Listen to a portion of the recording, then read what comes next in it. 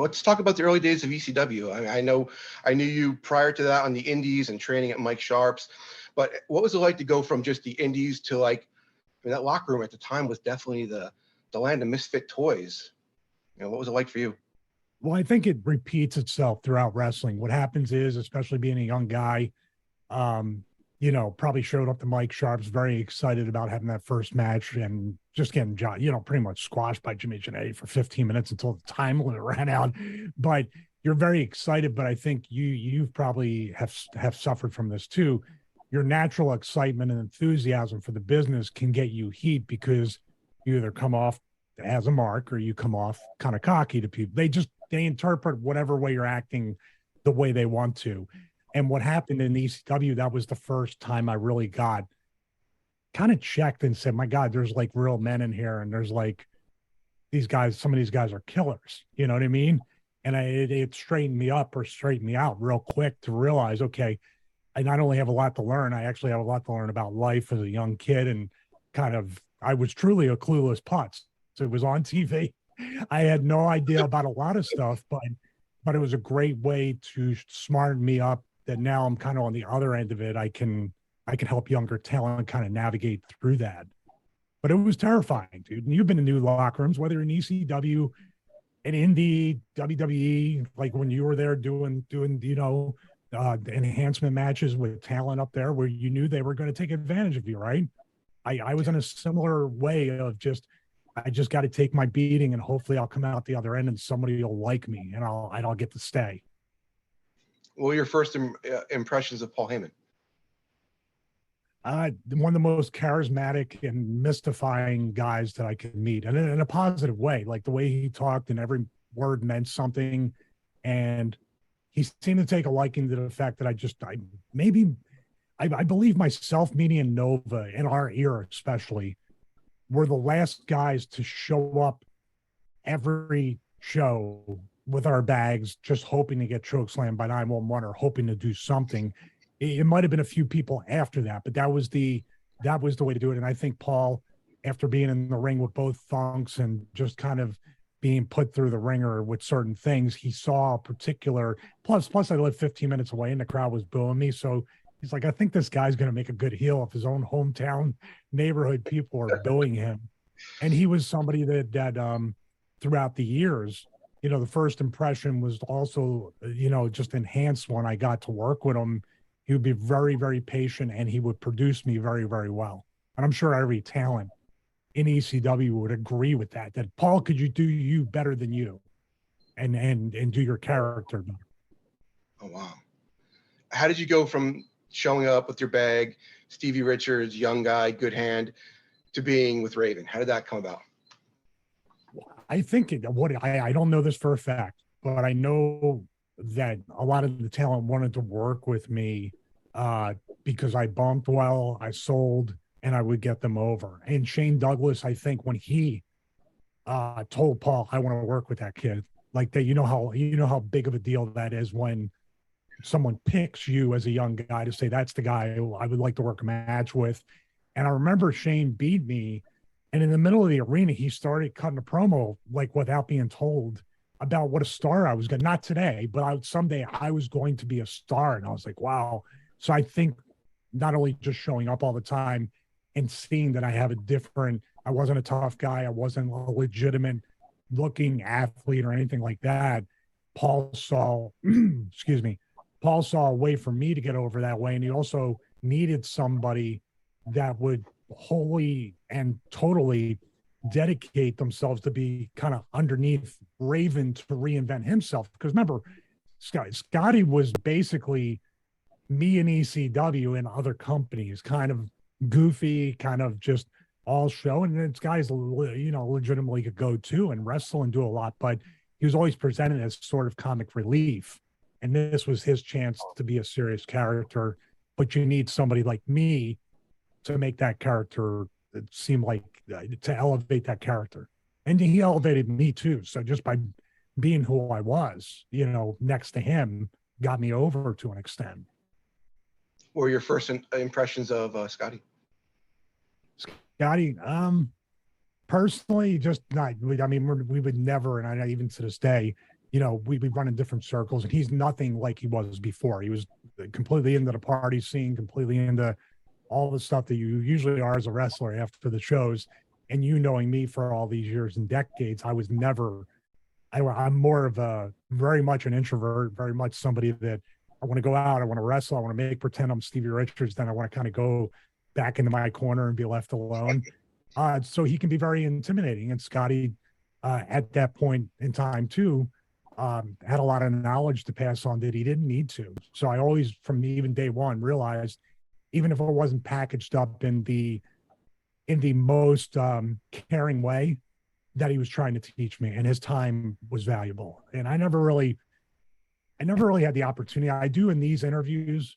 I never really had the opportunity to just tell him, like, dude, I would never be anywhere in this business without you. And I would never be anywhere, nor have the psychology for wrestling, much less real life business, all that stuff, if it wasn't for people like Scotty and other people in ECW, but especially that guy. Well, give me like an example. Do you have anything off the top of your head you could think of, like that Scotty taught you that you carried with you? Yeah, it made my career. That thing you see right back there, that outfit right there, started with Scotty had the cool sleeveless shirt and the jorts, the cut off jorts that were down to the knee, and he said, "This is what you're going to be. This is what you're going to wear." And not having a clue and not knowing anything about anything, what's your first reaction as a regular person? I'm going to look stupid. I'm not wearing that, right? Kind of like that. And he said, you don't, and he said in his own way, kind of to slap me back to reality, like, you don't get it, do you? You will stand out and be more over as a heel than any of us, maybe even me, because everybody here is the tough guy. Everybody here is a shooter. Everybody here is whatever they are in the tough, hardcore. He goes, you can't be that. Be the opposite. We all have to, in life, Mike, and you've been here too, when it's most uncomfortable or feels weird in wrestling, you got to do it. That means you got to do it because no one else be willing to do it, and it will stand out. And that was the pattern that carried me through multiple wrestling companies. Oh, he won't do it. I will. Oh, nobody wants to do that. I'll do that. And that's why you see me have like head scratching runs in places like WWE. Now, I understand being with someone like Raven gives you so much, it does elevate you, it gives you so much knowledge, but did it also give you any heat? Like, did anyone say, well, I don't like Raven, now I'm not going to like Stevie as well? Of course. And then Raven would show up 5 minutes before the show, and I would be the one driving him. I was legitimately his lackey to gain knowledge. I would drive him around, I would pick him up, and that's just the way it was. That's the way he told me that the grappler, I believe Len Denton, whatever, the character was out in Oregon, he would be the young boy that would drive, pick him up, do everything, get the food, all that stuff. And, I would get the heat because of that. And so would Meanie and Nova, because we would all be riding together. And then obviously, wrestling's funny, man. It's such a high school cafeteria where even on our level, I'm sure there's people that were like, nah, you're friends with Stevie Richards. I don't like him. And what do you do to you? I don't know. I just don't like him. So therefore I you. It's like, what? It's such an exhausting and sometimes a complete waste of energy to be involved in these little click type situations, especially when you're not making money on the indies. It's crazy. Tell me about the BWO. Well, once again, that was something that was, if he didn't tell me to put that on, the previous outfits, that thing would have never happened. The BWO, which I'm pointing behind me. And that was just the height of the parodies. That was a chance. That was like we were parodying the Fabulous Ones at first, then Kiss, then Blue Dust and Baron Von Stevie, and all these things that like would take us through a week, 2 weeks, 3 weeks, maybe, or a little phase to get through whatever. The Blue Meanie Bloods, there's a whole bunch of different ones. But then the Blue World Order just came around because NWO was there, and it just, people loved it. And Paul saw the t-shirt sales, the potential in those, and we turned babyface. Now it's an argument too, looking back, was I ready for the spot? Probably not mature enough, not old enough, not appreciative or had enough perspective to realize what I had.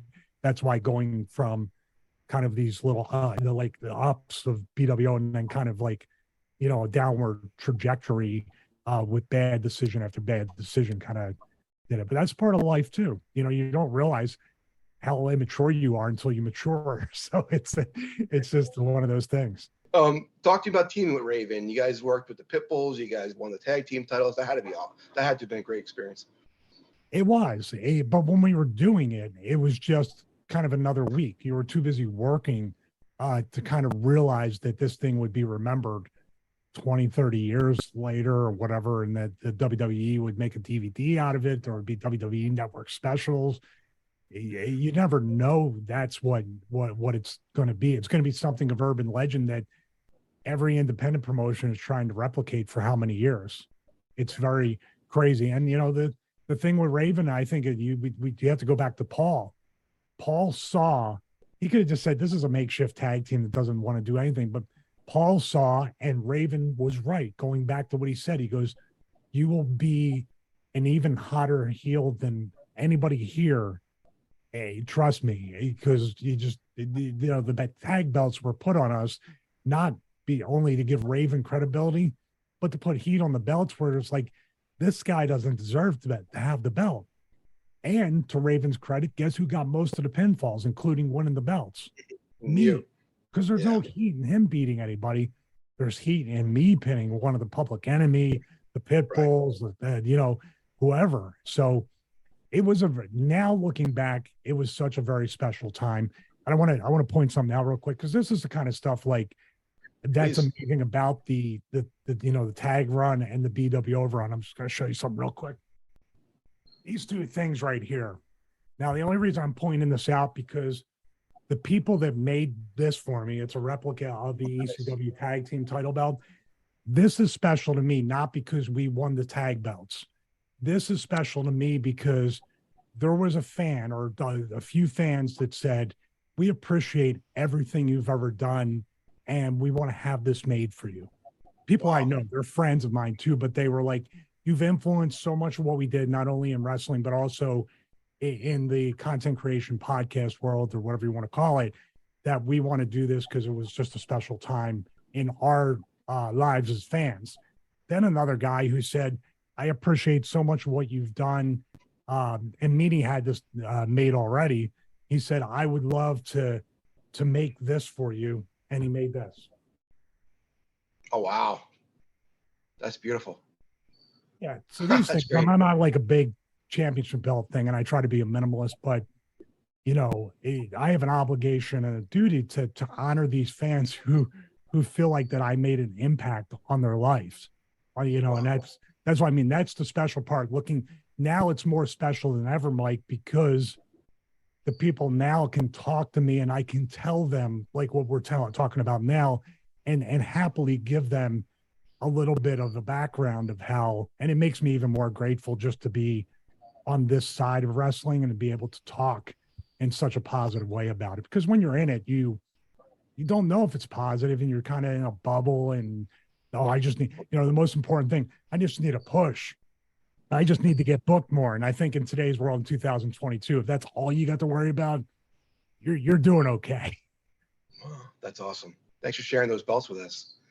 Hey, another good thing about you guys winning the tag belts is if I'm a fan, if I'm an ECW fan, I'm thinking, okay, this weekend at the arena, the Pitbulls are fighting Stevie Richards and Raven. Well, the Pitbulls are definitely winning. We got to pay our money to go see them. Oh, they didn't? Okay, next week they're fighting. You know what I mean? You're a good heel that people are going to pay their money because they're like the Honky Tonk Man when I was a kid. I went to Spectrum because this week this guy's losing the belt. Oh, he didn't? Well, next week I'm going to the Meadowlands. That's like a good role. That was a good role for you. A very beatable heel that just squeaked out on top. Yeah, it had a very much of a, to describe ECW, I think what you're talking about, it wasn't each and every week at the arena, but we were close enough where we went to all up and down the East Coast. We were working every weekend. So we would do the arena, I think, every 3 to 4 weeks. 3 weeks was usually the interval. So you're talking about going back to the same building every 3 weeks. That's unheard of in 2022. That was very much a Memphis Coliseum type feel when I used to watch Wrestling Gold. Remember, they were on VHS. Yeah. And that's the way I think we even watched a couple of them, Mike Sharp's, because it was like that's the way we learned to watch those tapes. It wasn't readily or easily accessible. So I still remember paying $100 for those back in the day. I was like, holy God. But doing that, and having people come back and still believe this got to be the week or the month that he loses. Maybe if we go to Lulu Temple, maybe if we go up to Massachusetts, they gotta lose him eventually, because this, and that kept people on. It grew heat, but also as time went on longer and longer, to like, they've got to, you're hooked now. You're like, I can't stop going now because I might miss it. And exactly. You want to talk about, like, that's beautiful storytelling. And that is something I think in 2022 and even past 10, 15 years, there's really no heat on heels with titles where people legitimately want to see them get beat. Right. Very true. That's all Paul. That's Raven. That's Dreamer. And that's me sometimes accidentally just executing it correctly. So I don't really take credit for that kind of repeated increase in heat over those months we had tag belts.